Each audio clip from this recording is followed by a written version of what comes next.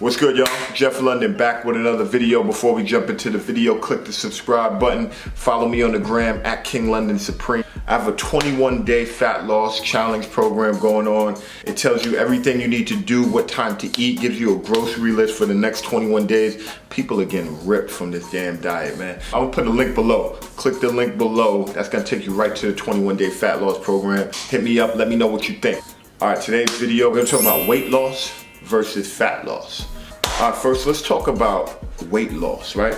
So when we talk about weight loss, we're talking about muscle, we're talking about fluid, we're talking about fat tissue, we're talking about bones, we're talking about organs, we're talking about all these different things.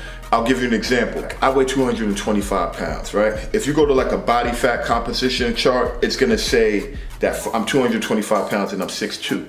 And it may say that I'm overweight for my height, that I should be lighter. It may say I should be like 190 pounds or something, right? I don't know for sure, I gotta check. But it's really, that's incorrect because a large part of my weight is muscle. It's not due to fat, unhealthy fat, right? So that's an example of weight loss, right? You have to consider those things. So I don't really have a lot of weight to lose. So me losing 5 pounds of fat is a big deal because most of my body is muscle, right? It's not, I don't have a large amount of body fat percentage on my body. So another example of that is just water, right? I'm 225. If I drink a lot of water and I drink it later in the day and I have a late dinner, I'll wake up the next morning and I might be 230 pounds. I may go up 5 pounds, but I know that's not true weight, right? I know that's water weight. I know that's gonna just flush out of my system and I'll probably be back down to 225 by the end of the day. So that's an example of weight loss. These are all the things that I want you to consider. This is why I don't recommend crash diets and diets that aren't sustainable, right? Because crash diets, if you go on a low carb diet or a no carb diet, carbs make you hold on to water, right? So if you avoid carbs for an extensive period of time, your weight will go down, right? Because your body's not holding on to so much water. But the moment you introduce carbs back into your diet, your weight's gonna shoot back up. So a lot of times people go on these crash diets, they lose 10, 15 pounds, and then the moment they start eating carbs, they blow right back up. A lot of times it's not true weight, you don't keep it off. Now, when we're talking about fat loss, that's something completely different. We're talking about reducing the amount of fat that's on your body, your total fat composition on your body, you're reducing that. And that's something completely different. And there's only one way to do that, right? The only way to do that through a caloric deficit. And now you could achieve a caloric deficit through a number of ways, but the only way to do that is to burn more calories than you're taking in per day. Now I could give you a lot of tips to do that. I could create a whole nother video because there's a lot of ways to achieve a caloric deficit. But I think it's important to know the difference between weight loss, weight gain, and also fat loss and fat gain. Because a lot of my clients, they freak out. They're like, hey, the scale went up, what's going on? Blah, blah, blah, blah, blah, blah, blah.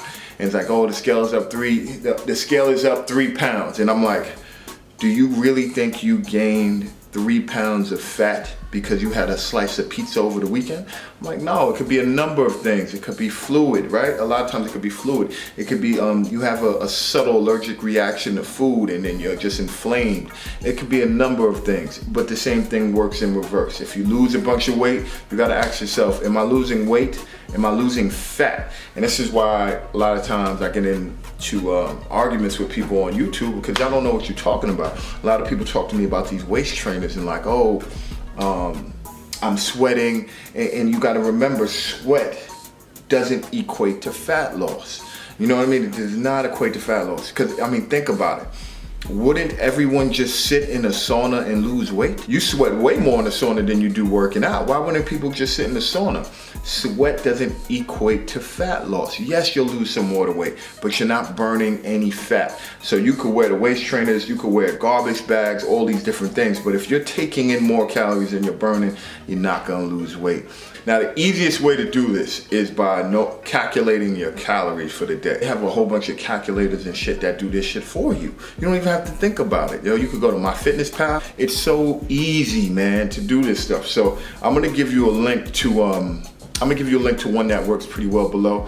Anyway, I just wanted to explain that because that's important. I wish I would have known this years ago when I first started. But if you just understand that concept, weight loss versus fat loss, and then just remember, whatever you're trying to do, you're either gonna try to calculate a caloric deficit a lower number of calories to lose weight, or you're gonna try to, if you're trying to gain weight, you're gonna calculate a caloric surplus. That's all you have to do. Then you just gotta follow that shit. And now that's the hard part, right? Honestly, man, I really don't think this is an information thing. I say that to say this.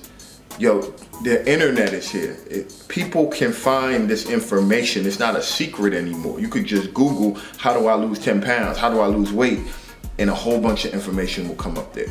All right, so this is a discipline thing, right? This is a like, hey, I said I'm gonna do this thing and I'm gonna stick to it.